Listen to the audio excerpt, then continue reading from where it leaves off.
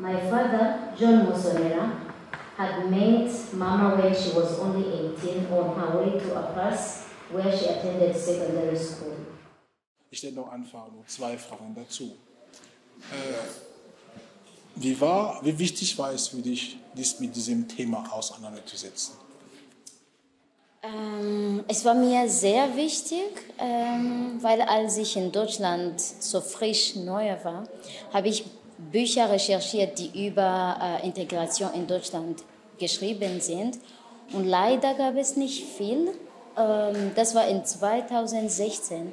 Ich wollte sehen, welche Herausforderungen die Frauen, die genauso wie ich aussehen, in Deutschland haben. Und ich habe nicht viele gefunden. Dann habe ich angefangen, so ein paar Interviews zu machen, zu schauen, was für Chancen gibt, aber was für Probleme auch gibt. Und am Ende, als ich das Buch geschrieben habe, fand ich sehr wichtig, dass manche Leute von meinen Lesern sind auch, haben sie mir auf Social Media, so Instagram, Facebook geschrieben und haben sie angefangen, eigene Geschichten mir zu erzählen. So you opened the door to others basically who went through the same process but who did not write about this. So you were kind of motivator to do that. Yeah, and I felt afterwards like this is a success. Like this book for me, it's a success. This is what I was looking forward to motivate people to feel like you're not alone. Whatever you're going through, there's someone else who's facing it. L'idée des pieds nus, pourquoi la symbolique des pieds nus? Les pieds nus, je voulais... C'est quand même un peu comme une métaphore. Je voulais parler de la façon dont tu te sens si tu marches pieds nus dans la neige, sans chaussures. Pas parce que tu veux ça, mais pas parce que tu n'as pas de chaussures, tu n'as pas d'autres moyens.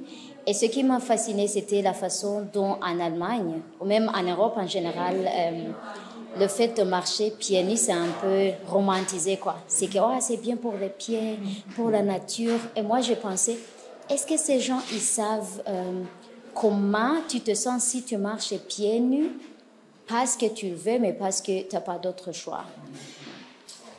I love this metaphor. I really love the metaphor.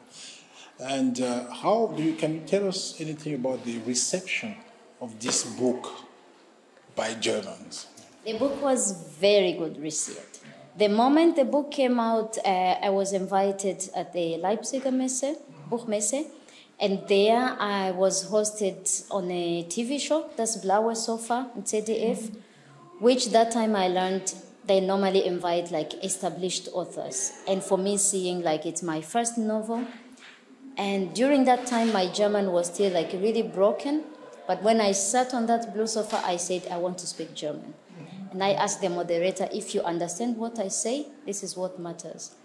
Afterwards, I watched the interview and I felt like, oh, what did I say?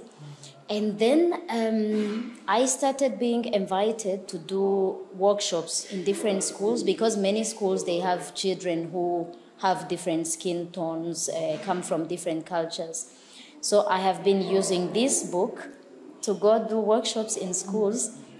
And the last project, which I'm currently even still working on, I'm working with the Goethe Institute to go in different African countries to do pre-integration for people who are getting ready to move to Germany. Fantastic. So the book was very well received. It's fantastic how much a book can mean, what it can matter. Alors, est-ce que tu veux partager avec nous, je sais pas, le prochain projet sur lequel tu travailles, projet d'écriture?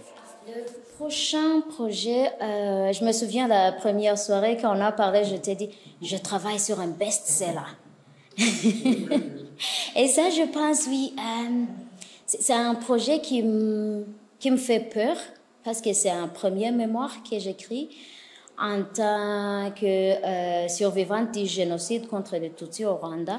Ça m'a pris 30 ans de décider, c'est mon histoire, je vais écrire sur ça.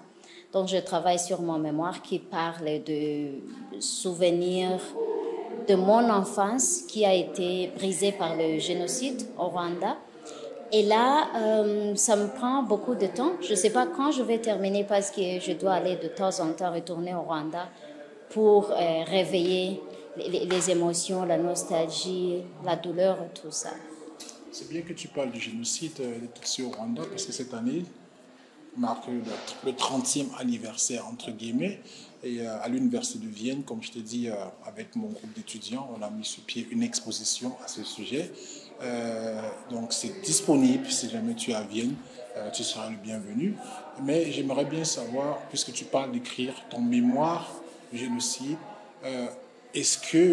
en quoi est-ce que les travaux des gens comme Yolande Mukagasana, je sais pas, Immaculée Ilibagiza, Scholastique Mukasonga, etc., en quoi est-ce que leurs travaux peuvent t'aider à écrire ton propre mémoire?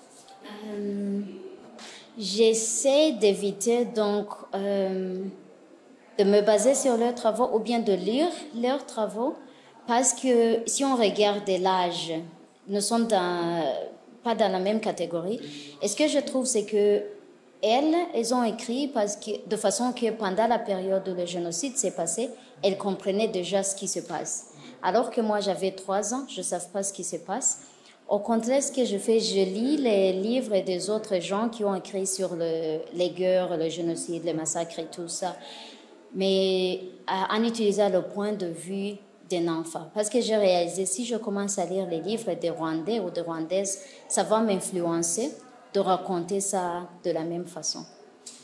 We're looking forward to our next book project. Thank you for coming to Graz. See you soon. Thank you for inviting me. Thank you.